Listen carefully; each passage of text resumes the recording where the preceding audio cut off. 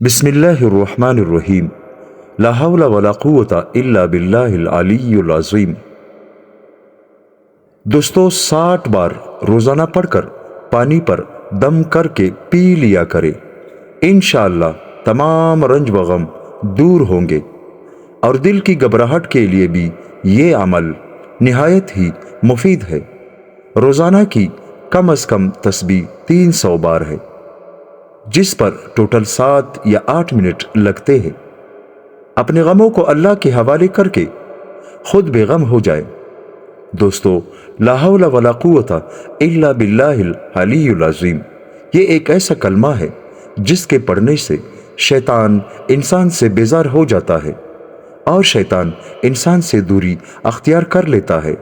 اس کے پڑھنے سے غمیں جتنا بھی دل غمگین ہو انشاءاللہ خوش رہے گا۔ جزاک اللہ۔